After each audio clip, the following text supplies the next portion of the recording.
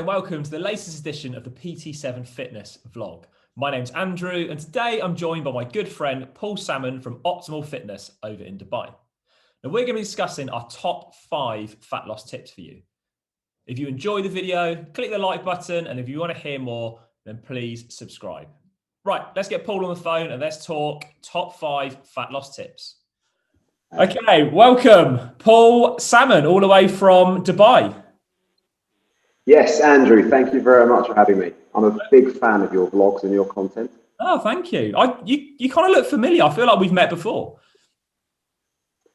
Yeah, I thought that when the call connected, I thought I'd seen you. You're not the guy from the V-Shred adverts, are you? No, that's not me, but you're not the first person to say that. So, it happens. Yeah. You've got one of those faces. You look familiar.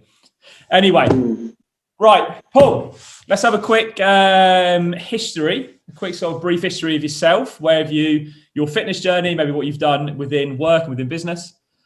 For me, I got into fitness fairly late. I was, as a youngster, I was carrying a little bit of weight, which got me through things like rugby, hammer, discus. I was never really into fitness, let's say.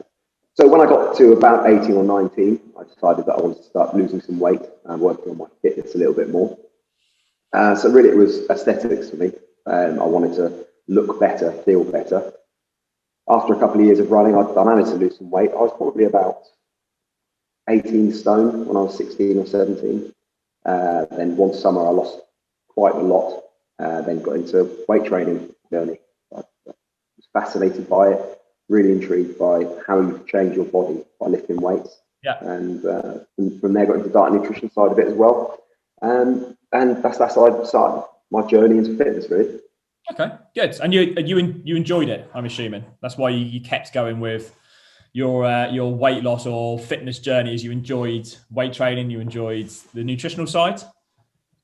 Absolutely, yeah, I did. And I've always enjoyed teaching. I enjoy passing on knowledge and getting more information from other people. I really enjoy listening to podcasts. That's why I enjoy your content, Andrew. I really like the recent stuff you did on the supplement world. It was interesting about Reflex and how they operate. And yeah, I now live in Dubai. I'm the fitness manager at Optimal Fitness in Studio City. And yeah, continuing trying to learn as much as I can about diet and nutrition. The reason we've got you here today, Paul, is to go through your top 5 fat loss tips.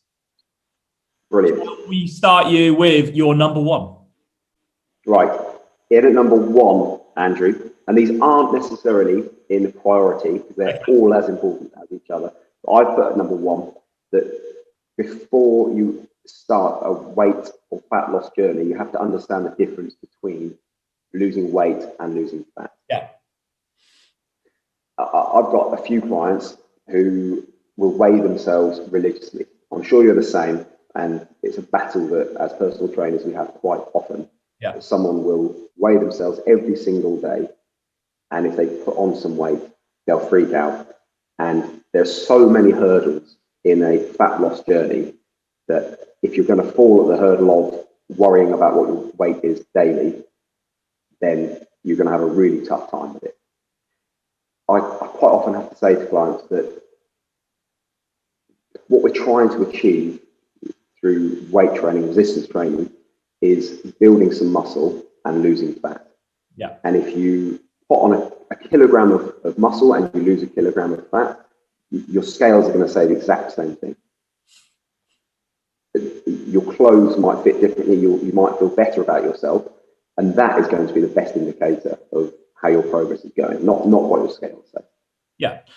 For short-term motivation, that's definitely applicable. There's obviously always going to be a point where, depending on someone's weight and that sort of BMI, that losing weight is actually going to be important. So we do need to, over time, monitor the overall weight of someone. With a short-term motivation and success, then it's important not to get obsessed with the numbers on the scales. And I'm the same as you. I've been in the fitness industry for 10 years now. I know I don't look older, but 10 years I've been in the industry. Virtually every client I've ever had has been obsessed with the amount of weight, the kilograms or pounds, whatever. we're using, how it goes down. So it is very important to not get bogged down with that. And yeah, and like you said, putting on muscle is very important. And muscle weighs more than fat. So you can put a little bit of muscle on and then you can lose a little bit of fat. And your scales may stay the same, but you're a lot healthier, you're feeling better, you're looking better. So very important. What do you say, Andrew? What do you recommend to your clients? How often should they weigh themselves? If they're using scales, classic bathroom scales. I mean, I try absolute maximum would be once a week. The maximum. Really, I don't want people to weigh themselves any more than probably every 2 weeks. I would say it kind of depends on what they're looking to achieve and where they are. Because I mean, everyone is slightly different. So if I've got someone who is who's classed as obese or morbidly obese, where weight is a health issue, then we'll weigh them more regularly. Yeah, so don't get too bogged down. So tip number one, know the difference between weight and fat loss, and don't become obsessed with the scales. Absolutely. Brilliant. Oh, that's a fantastic start. Brilliant. Right. What's in it? 2.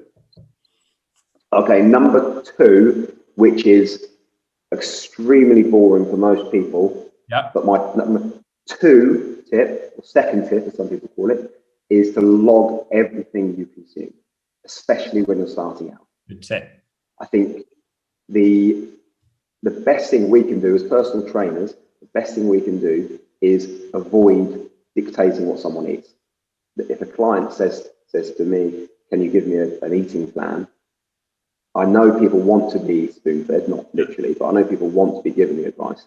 But if I say to someone, this is what you should have for breakfast, lunch, dinner, here's a snack, I know that seems convenient, but they're not educating themselves, and we're not really doing the best service we can. Yeah. I think the best thing we can do is to encourage them to log their food and have that accountability to something like MyFitnessPal, so they're learning along the way. Yeah, that's what I would recommend, MyFitnessPal. If you do that, we do quite a few groups here where we look at a 12-week program. Okay. I don't like calling them transformation programs because we're not trying to transform their body in 12 weeks. We're trying to get them to a point where they don't necessarily need personal training after 12 weeks. And if they log, even for the first 8 weeks, they usually come up with very similar questions and very similar comments. And the comments such as, I had no idea that this had this many calories in. And I didn't realize that just picking up my kids' food would amount to an extra 400 calories a day. And if they're on a 1,500 calorie a day diet, then they quickly become aware of where all their extra calories are coming from, why they're putting weight. And the other thing that people don't realize is you can eat healthily and still put weight on. You probably hear that all the time as well. Yeah. People will say, I don't understand why I'm putting weight on or why I'm not losing weight, because I eat healthily. In our house, we eat this, this, and this. And then it turns out their portion control is way off, and they're having plates of food, which, yeah, is healthy, but they're consuming far too many calories. Would you say calories are important? Knowing your calories? I would say calories are king. Yeah. I'm gonna put that out there. Yeah, it's 2021, so king or queen, I'd say. Yeah, king or queen. Well said. Oh. Calories are all important. It's calories in versus calories out. You can dress a diet up however you want, but if you're consuming more calories than you're burning, then you're going to put weight on. For sure. That's the elephant in the room, and I'm glad we've addressed it. Just it's gone now. It's gone. Oh, it's a cat. I thought it was an elephant. Okay, so should we go to tip number 3? In at 3. In at 3 is lift weights. If you want to lose fat, lift weights. Lift some weights. Good. Lift some weights. Great advice. Sling some tin. Yeah. Pump some iron. Pump some iron. Yeah. Would you say, Andrew, the toughest part of our job is convincing certain people that lifting weights isn't going to make you look like Arnold Schwarzenegger? Yes, and I'm not sure if you feel the same, Paul, but I find that rather insulting to bodybuilders and the great Arnold Schwarzenegger. I understand the modern bodybuilder in particular is quite a scary prospect to look like that. But I reassure the nation, I reassure the world that they do not just train 3 times a week at David Lloyd's and have protein shakes. They live the life of lifting, eating every second of the day. So no, lifting weights, absolutely essential for people to change the way their body looks. So cardio is not a bad thing. That got a bit of a bad reputation. I think when I first started personal training, it seemed to be a little bit like carbohydrates. The two things that you weren't supposed to recommend to clients for fat loss was eating carbohydrates and performing cardiovascular work, which is absolute rubbish. Yeah. Carbohydrates, but in moderation and the right types of carbohydrates. And you do need to do some sort of cardiovascular work. And weight training, if it's done properly, is cardiovascular. It just means working your heart. Traditional cardio work would be working at around about 60% of your maximum heart rate. If you ever want to find out what that is, just go onto the internet. But weight training, if it's done correctly, your heart rate will elevate. You can manipulate the way training is performed and the resistance is used to create a different look for your body, whether it's building muscle, whether it's increasing your strength, whether it's toning, which is basically losing body fat and being able to see muscles. And weight training, absolutely essential for changing the way someone looks and for reducing the amount of body fat and changing their body composition is the term. Yeah, so it's a really good term, composition, because that sums it all up, doesn't it? Most people want to get into fitness unless they do it for professional reasons or if they're athletes. Most people want to lose body fat and build muscle. Yeah. And whatever term you want to give that, I think the term tone was just invented to not scare certain people into building muscle. And I have the same issue. When someone says to me, I don't want to look like a bodybuilder, I reassure them by saying, I've been trying for about 15 years to look like a bodybuilder, and I have looked absolutely nothing like a bodybuilder. Hey. So weight training, so lifting weights as a part of your fitness regime is for you absolutely essential. And when we say lifting weights, we don't mean you have to be lifting huge weights, deadlifting and squatting and benching. Lifting weights, any kind of resistance training, I'm assuming that's what you refer to. So you can even do body weights, body weight squats and rows on things like suspension trainers, that kind of stuff. Absolutely, yeah. Whatever you're comfortable doing. If you can put a load through your muscles, through your joints, then fantastic. The benefits of resistance training are almost endless. Should we go to number 4? In at 4? Yes. Number 4, accountability. Okay. And support. Yeah. Accountability and support. And if you are able to do this journey with a friend or partner or anyone else, then brilliant. Training with a partner. If you have a friend or a family member that has a sort of similar goal to you or would like to support you and train, or in groups. I mean, you mentioned your group sort of 12-week fitness health and wellbeing programs that you guys run, Optimal Fitness, that kind of thing. Where you've got support. You've got people in the same position as you, going through the same sort of struggles, and you can talk about it. It's so helpful, isn't it? It is. The people that generally get the best results with us are the ones that really throw themselves into the group. They're quite active on the WhatsApp group. Yeah. They're always coming up with suggestions. And then when they're having a bad day or they don't feel like coming in for workout, they'll fire in a message and say, I'm not really feeling it today, guys. And the others will pull them through.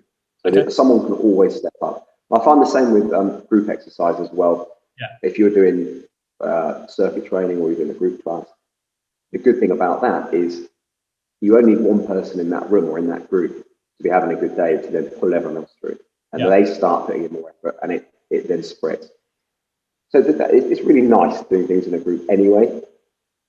But the guys and girls that get the best results are the ones that, like the husband and wife that we've got at the moment, going through the same program. They work out their calories together. They work out what they're going to have for dinner, and it makes it so much easier. There's nothing worse than when you are trying to check in your calories and your partner's got fish and chips or something high in calories in, and you're sitting watching them eat, and you're trying to be sensible. No, definitely. Yeah. Trying to just supporting each other, trying to be respectful of someone's weight loss or fitness or fat loss journey. Talking. Oh, let's talk. Yeah, let's talk more. And also, be kind. # be kind. In at 5. Number 5 is something that's come straight out of our groups as well. the way we do the structured calories is to say, even though we're saying how many calories we think you should eat a day, don't look at it as a 24-hour calorie target. Look at it over the week. Okay. So if I say to you, Andrew, you should be consuming 2,000 calories a day. And for that, that's a nice deficit, and it will mean you will lose fat over the period. Look at that as 14,000 calories in the week. Okay. And that way, if you treat that like any other budget, you're able to save some calories in say Monday, Tuesday, Wednesday. If you know you're going out Friday night, it means that you can save a few hundred calories there, and you can have a 3,000 calorie day. You know you're going out for dinner. That way you're going to be able to eat and drink the things you still enjoy in moderation. And that makes it more enjoyable and ultimately more sustainable. Okay. And if the diet is sustainable, then you're going to have a much easier time in your fat loss journey. You'd say so in regards to kind of budgeting with your calories over a short period, you wouldn't say to someone over like a month period, you're 2,000 a day, 30 days, and then you know you're going to have a big blowout at the end of the month. You can budget your calories for the next kind of 29 days. You'd always say over a short period. We want to encourage people to be going through sort of like 200 or 300 calories per day leading up to a big event. But over like a period of 5 days, 7 days, then that budgeting of the calories, because you know you're going out for a big meal or you're having a big family meal at home and you know that it's going to be foods that probably aren't the most beneficial for fat loss, then to stay really healthy and strict throughout the rest of the days.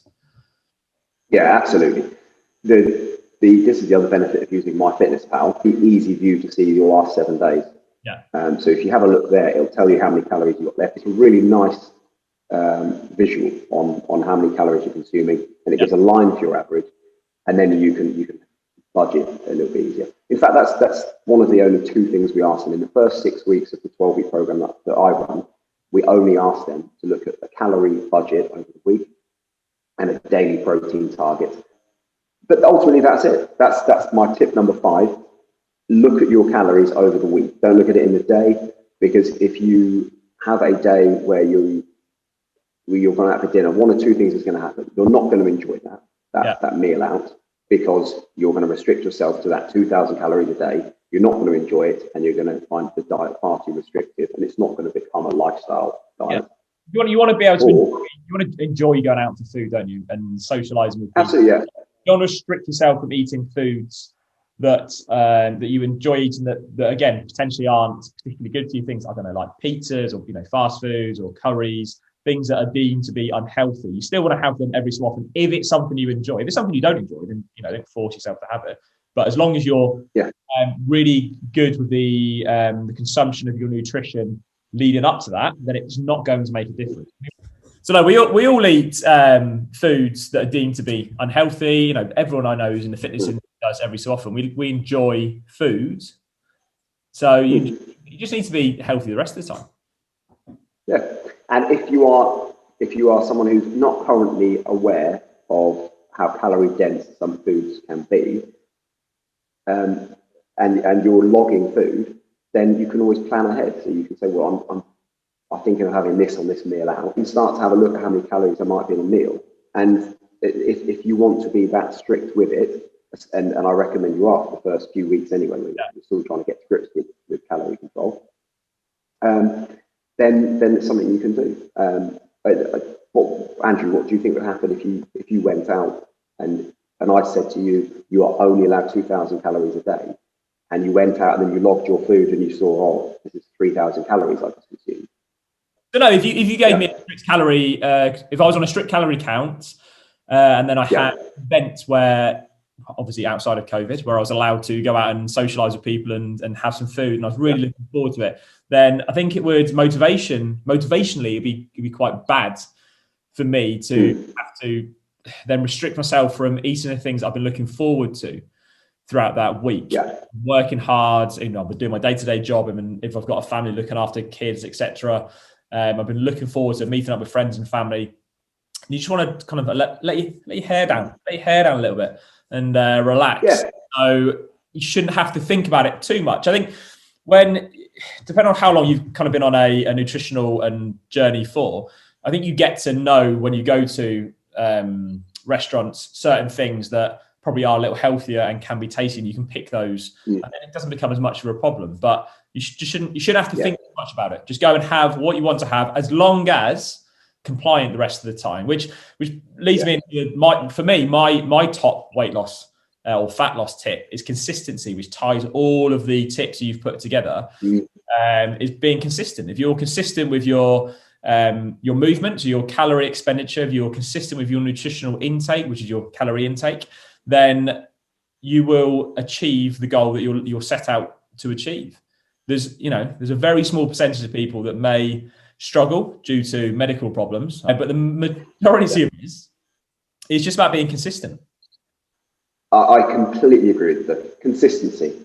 And what I'd like to say on top of all the things I've been talking about there is this is not something, with things like food logging, giving yourself a calorie budget, this is not something you're going to have to do for the rest of your life. But until you're confident and comfortable with being able to eyeball a plate of food and say that amount of pasta is a sensible amount to be eating, then it's a really good idea. Even weighing the food, it might seem a bit over the top, but say for 6 weeks or so, it's a really good idea. It's about creating habits through our programs, isn't it? So when we talk about logging your food and exercising regularly, weight training, consistency, knowing the difference between fat loss and weight loss, it's about creating a habit that then will stick and you'll go through on a daily basis. And then there's less thought has to go into it. So like you said, you don't need to, for the rest of your life, use MyFitnessPal every single day to log things. I mean, doing it for a few week period, you start to know, because you get into habits, you get into eating similar things on a daily basis. So you start to know that, a palm-sized portion of protein is correct, and like 2 fist-sized portions of carbohydrates are correct, and picking the right carbohydrates and the right proteins. Yeah, absolutely. And I if I find that I'm having, say, if I have 4 or 5 months, I'm thinking, well, I want to be a little bit tighter on my diet, then I'll go back to logging. It's something that I find really helps, and it then keeps me in line. And because they go hand in hand, it makes me train better as well. I'm better in the gym if I'm better in my diet, and vice versa. And if you are not good with one, if your diet starts to go out the window, then the training will often fall off as well. And how often do we hear, I'll start again on Monday? Hey, how often do you hear it, Andrew? I hear it once a week, I'd say. Don't start on Monday, start today. Thank you. Paul Salmon, all the way from Dubai. Thank you for joining us this week. Thank you very much, Andrew. It's been a pleasure. Enjoy the rest of your Friday. I'll enjoy the rest of my Wednesday.